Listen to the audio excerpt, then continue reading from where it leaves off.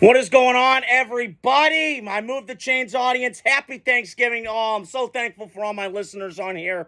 I just wanted to hop on here, and I got a lot to talk about between the three games. I was trying to think in my head what I was going to say. I took some notes down.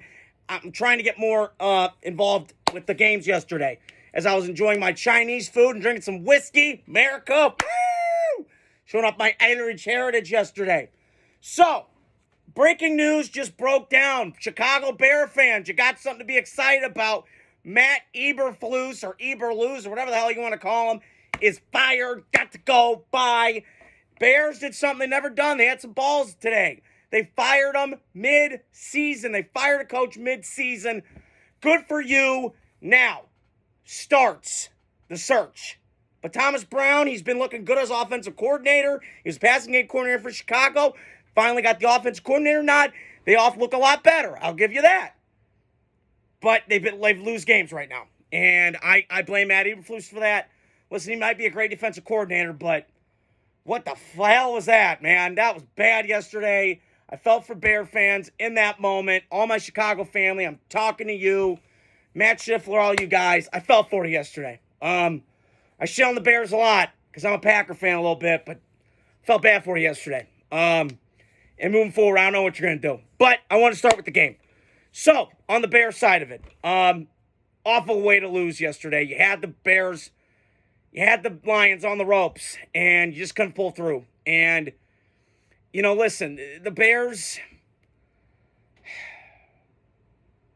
we'll see what happens with Thomas Brown. Can he be the new head man? I don't know. I got to see what this team does down the stretch, because they are more better than their 4-7 record.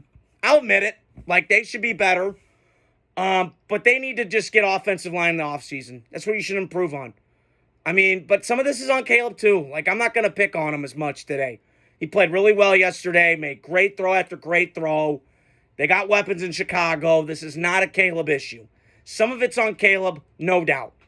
But the litany of things that Eberflus has done this year has shown me this guy was set up to fail in Chicago. And I feared this when they drafted him because of the long history of Bears quarterbacks that suck. And they've drafted high. And they've ruined them. And you better not ruin this kid. Because Bears-Packers rivalry, I know Green Bay has owned it. Like Aaron Rodgers said, we fucking own you. And he does. It's much more competitive when the Bears are in it. And I got to tell you, it's going to be a good rivalry from here on out between that. And I'll get to Green Bay in a second, who I was so impressed with last night in their win against Miami. And I'll get to them in a little bit. And the Cowboys win, I'll get to that game. But I wanted to stick on the Bears. Caleb impressed me yesterday. Now, again, I was watching my dad, who's from Chicago, and my brother. We were all sitting in the living room. And there's sometimes with Caleb, I just think, get rid of the fucking ball. This isn't college, and I said this before he came out. You can't be doing all that running around stuff, and I think he'll get better with it. Hopefully he's coachable enough. He's got some times where I'm kind of shut the fuck up and just take the coaching. But, this era doesn't love that. They don't love the tough coaching. They want the soft, pussyfooting. No, I want in your face, growling, let's go. You need to do this now. That kind of intensity, that kind of fire that's going to ignite you and not bring you down. It's constructive criticism. You need to take it. But that's besides the point. So, Bears yesterday, Jesus Christ, man. Falling backwards again. I mean, it's crazy to think a month ago, 4-2. And I'm sitting here in my head going, well, giving a couple more games easy. And then they got their division, so they could fucking slip. And what happened? Yesterday happened. And Matt Eberflus looked like Joe Biden dementia. I mean, he really looked bad yesterday. And the litany of stuff, I mean, the Colts game early in the year, 52 times he's throwing it. Come on. 4th and 1, you're running an option play. This isn't college. I mean, it's just stuff like that you just shake your head and go, what the fuck are we doing? And we're a shit show. And once again, there's no owner. There's no correlation. There's no hierarchy. You go to this guy, ding, ding, ding. Down the chart, there's none of that. You got Kevin Warren running shit? Get the fuck out of here. That jagoff doesn't even know what he's doing. And once again, Big Ten fans, you should be ashamed of this man, Bear fans, because this guy wanted to cancel Big Ten football, and that's a joke. I mean, I can't outlive that. That is just pathetic to me. He ain't it. But if you run it back with him, with this regime, I would fire the GM. I'd start fresh again. Blow this shit up. But McCaskey ain't going to do it. But if I'm the Bears, and I really don't think it's going to happen, but maybe, by snowball's chance in hell, you empty that ball to George McCaskey, and you will get Ben Johnson from your rival. And you tell him, this is all the money we got. You come. And I don't know. I highly doubt they'll do that. That's just an idea I'm throwing out. But if they do that, then maybe you got a shot. But until then, I don't see it. On the Detroit side, I wanted to get to them. It's great having you guys in tonight. I will say this with Detroit. They're 11-1, and they deserve a lot of credit. And Dan Campbell, they ripped this thing down to studs. Him and Brad Holmes are excellent. I love Brad Holmes, his energy, his fire. He just loves it. I just know he loves his players. And this Lions thing's cool. And Mike Kesnick, shout out to you, buddy. I'm rooting for you. I love you.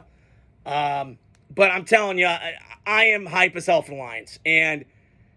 But I got to worry, though. And right now they're losing guys left and right on defense. It's one thing to lose Hutchinson, your really best player, who I believe had 7.5 sacks in 5 games. He was on a tear. He's going to become Defensive Player of the Year. Proved to be a wrecking ball. But there are times with him he can disappear, but he's a great player nonetheless. But, man, I'm worried about this D-line depth of Detroit, man. Because they got gashed a little bit yesterday in that run game by the Bears, and, with not a great offensive line. But Detroit's got a little bit of a bye week. They can kind of sit. They can relax, recover a little bit. But you got the Packers coming in town red hot. And that's going to be a great matchup. I think Green Bay, honestly, could play with Detroit in terms of styles, because Green Bay's getting this physicality against Detroit. So we'll see how that game goes. But Detroit's elite for a reason. They're going to be in the Super Bowl, man, unless Philadelphia creeps up on them. But Detroit better keep winning, because Philadelphia's coming. So despite what I think of Nick Sirianni, they're talented enough. I think they play well with Detroit in terms of matchup. Their D-line just wears on you throughout the game. We'll see how Detroit's O-line can handle that. For Philly's D-line, that's going to be a great time, but we'll see. I also want to touch on Giants-Cowboys yesterday was kind of a snooze. I actually took a nap yesterday, came back, and it was kind of still a close game. I don't know how, but it was. And then they showed the clips, and I was trying to catch up on it. But that game was not as close as it should have been yesterday. And I hate Skip Bayless. I want to wring his neck, and I want to punt him as far as I can throw him. But he made a point, and I agree with him on this. It should have been – that game was not indicative of the score. Dallas was beating their ass. They sacked Drew Lock, was it, like 6 times? I mean, good God, Evan Neal looks awful to me. I mean, him coming out of Bama, I'm like, Jesus, good, okay. And then here it go. I mean, it's just the trend of Alabama linemen don't pan out.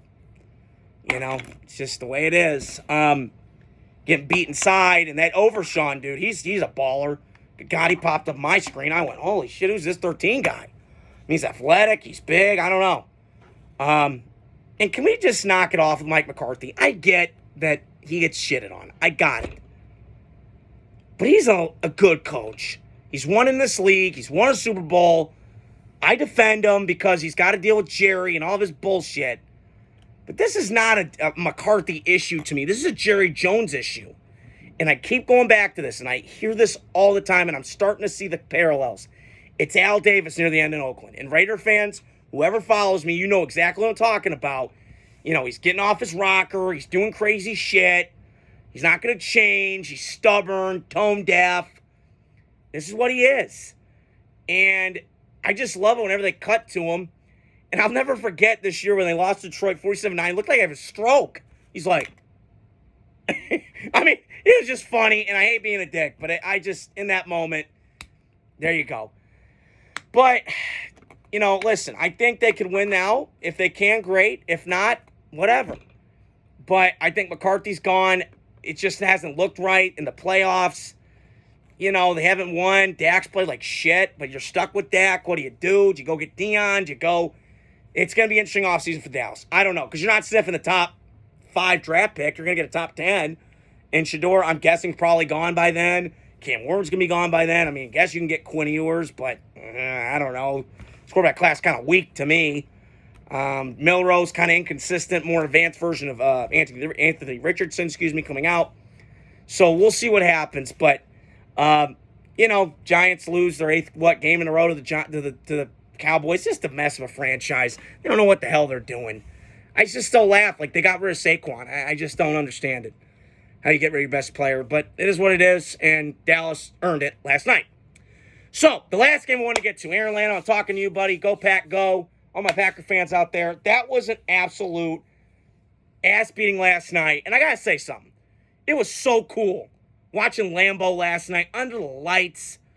It's just, and you see these people walk, and it's in a neighborhood. How unique is that? I mean, a stadium in an own neighborhood. I mean, that's cool. I mean, we all see Arrowhead, how dope that is, and it's a Midwest thing, so I'm kind of correlating it. But it was just cool last night. And congrats to Green Bay, 9-3. And I was thinking about this tonight. I'm driving my dad to somewhere. He wanted to go to dinner tonight, and I drove him because, he was going to have some cocktails, and he didn't want to drive. And I remember I was telling him in the car, I said, it was so funny a couple years ago. Everybody's freaking, oh, Rodgers is gone from Green Bay. Oh, my God. Oh. Look at him now. They are doing just fine, and Andy, and Aaron's rotten in New York, and it just goes to show you, great organizations win. And, I'm going to correlate it because Matt Barkley, who, wasn't a great quarterback, obviously, but he played in Carolina for a little bit. He bounced around the league, played for Buffalo, the Bears, and all that. And he was on Ryan Russillo's podcast, and I just saw a clip of it, and I thought it was interesting. Was that he had, Baker struggled there, and Cam, and our Sam Darnold, my guy. And he got there, I think it was 2021 with Carolina when Cam Newton came back and, tried generate some hype, I guess. And it wasn't 2015 Cam that we saw and loved. And he said something very important. I've heard this a lot. It starts at the top of these front offices with these organizations. And Carolina, listen, they've been bad for a while because of ownership at the top. And Dave Tepper Tantrum, David Tepper dumbass, he's hard to blame for this. And it just goes to show you a lot of owners like Al Davis near the end in Oakland. It just feels weird, tone deaf, out of touch, out of mind, doesn't know what he's doing. And I'm not to say here and say, Al Davis didn't know what he was doing. He just got stubborn near the end, and the game passed him by. And I'm not sitting here saying oh, my dad just texted me about the Raiders. I'll get to that game. Tomorrow I want to give you guys a sneak preview. I'm going to go balls deep tomorrow, and I'm going to go off. I was going to go off tonight on the Raiders, but I need a night to recover after that fumble snap. Jesus Christ. But I'll get to that tomorrow. That's just a side note I wanted to give you guys inform about. But back to my point. So I just feel like these organizations don't know what they're doing. And I just feel like the Giants are kind of in that spot with the Raiders, with the Panthers. Like, they just don't know what they're doing. And it's a shame because when I grew up, man, the Giants were really good on the defensive line, really good on the offensive line. And listen, they got some D linemen I like. I like Brian Burns a lot. I loved him coming out of Carolina. I didn't watch him a lot at Florida State, but Carolina was a good player. Kayvon Thibodeau, I thought, was a one-trick pony when he came out of college. Kind of a Mariano fastball, one pass rush move and got there. He's improved really well. And then Sexy Dexy, hitting that thing last night. He's a beast. He's a baller. So, again, I just think the Giants are in a weird spot. They're going to go get a quarterback. It's my guess. Would it be Shador? Probably. Cam Ward? I would probably think Shador. But we'll see. Shador's going to have a lot of options, I'm sure. And his dad's probably going to have a big say in it. But we shall see come draft time, and I cannot wait for that. So, the last game, as I mentioned at the top, Dolphins in Green Bay last night. What a cool game last night. And I was kind of getting off track here, but I wanted to talk about the Packers last night. And, God, what a great win by Green Bay. And it just goes to show you, organizations know what they're doing. When Aaron Rodgers was time to go, they were done with him. I love Aaron, but I'm kind of over it. He's annoying, weird, kind of bizarre. Vaccine shit, whatever. I mean, vaccine thing, whatever. But Green Bay, there's one thing you have to have. If you're a Green Bay Packer quarterback, there's one thing you got to have. Elite arm strength in that weather. Because if you have a weak arm and you're playing in Green Bay, you ain't going to win, brother. You have to have a cannon. Favre did, Rodgers did, and Jordan Love sure fucking does. And that bomb last night to Watson down that sideline showed it right there. Piercing through the wind, can get it on time, and throw dots and darts last night. And he did against Miami. And, listen, Green Bay, they got a tough matchup coming up. Now, I think, could they win? Maybe against Detroit. I think they could get if they split with Detroit, that's cool. You just don't want to lose twice to them in the season. And I said this with the Packers a couple weeks ago, like with the Vikings. Like, I'd rather split with the Vikings or the Lions than lose twice to the Bears. That's just my opinion. That's how I feel. And last night, to me, what's different about this Green Bay team now, and I was thinking about this in my car ride today, when I was at work and just kind of throughout the day, was like there's a physical thing to this Green Bay thing than I've seen in years past. When they were slinging around with Rodgers and they were winning MVPs but weren't getting the trophies, they weren't a physical football team. They're kind of finesse, soft. And that's what happened when they played San Francisco and the Giants and the Seattles. But now this Green Bay thing feels different. They can play that smash mouth football with the Eagles, with the Lions, with those kind of teams. But they also can get over the top and beat you. So they can do it a variety of ways. Matt LaFleur is an excellent coach. I think he's elite. I mean, he's in that upper echelon of coaching to me. I know I said he's overrated a while back, but revision's history. I made a mistake. I fuck up. I'm a human. But I was impressed last night with Matt LaFleur and this Packer offense and this Packer structure. And just the way they operate. To the Miami side, last night, to me, this is why I don't see Miami ever win a Super Bowl with Tua. They can't, man. And I said it at the summertime when they paid Tua. I said, look, you could go pay him. That's fine. But you have to start off like hot, like Peyton Manning did when he was with the Colts. 11-0, get home field, get a bye, play that weather. It was like 85 degrees in Miami the other day, and now it's 25. So if you ain't used to that cold, bro, I know Mike McDaniel before the game was being all cutesy, and he's a quirky little dude. He's like, well, I'm just putting ice cubes in my thing. Chuckling and smirking. Whatever, dude. That ain't going to work. Your team ain't ready for it. You're all speed, and you're no physical. You're no tough. You're no pounded. You're not like Stone Cold stunning people. You're not physical. You're not tough. You're all fat. You're all flash and all sizzle. And I get it. It's Miami, and it's beautiful ladies, and it's all that. Cool. You got to have physicalness in football. It travels, bro. It does. And Miami doesn't have it. And until they fix something. And I'm starting to see this mirror image with them and the Niners. Now, the Niners can be physical with their receivers and all that. And it's different from Miami. But you're seeing it. This offensive line's patchwork. They're not playing well. I mean, Tua last night, there were guys open. And Tua, listen, Tua's what he is. He's like Dak Prescott. Great kid. I'm not knocking him. But I would never have signed that contract for $240 million. Never.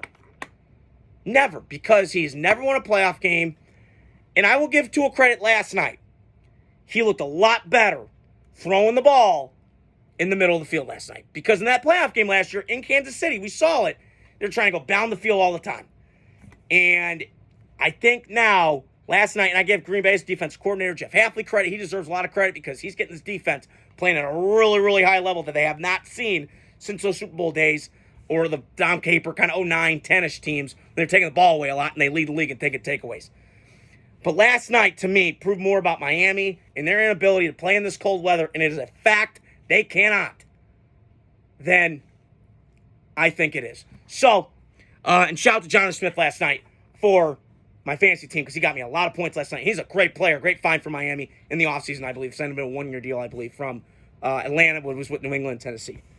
So, just to recap, Miami, it's over. Start doing shit in the offseason. Try and win out your games. Fight like hell, but you dug yourself too big of a hole. Got to get more physical. Can't just be this fast team on the outside all the time. You got to get tough yards, and I'm seeing that today. But that's all I want to talk about here on tonight. In Green Bay, recap to them. Shout out to them. 9-3, and they're balling. I think an NFC Championship game or deep playoff run can occur for them. So like I always say in my videos, hit the like, subscribe, share button. Stay tuned throughout the weekend, throughout the weeks. I got more videos coming out. Thankful for you guys as my fans, and talk to you guys soon.